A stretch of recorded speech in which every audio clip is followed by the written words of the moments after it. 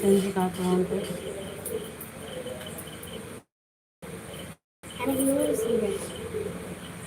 இப்போலாம் சாப்பிட்டா எங்கன்னு கேட்குறேன்.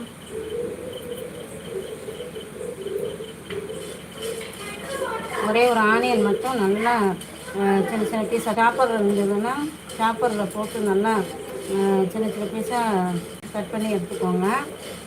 வேறு எல்லாம் மசாலா தான் தேவை. வெங்காயம் மட்டும்தான் தேவை, வேறு எந்த வெஜிடபிளும் தேவையில்லை. கலர் சேஞ்ச் ஆகுது, இன்னும் நல்லா கலர் சேஞ்ச் ஆகணும்.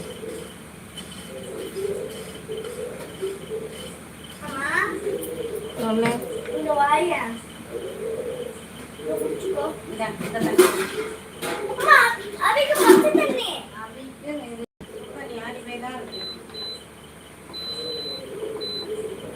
தான் குடிக்கணும்.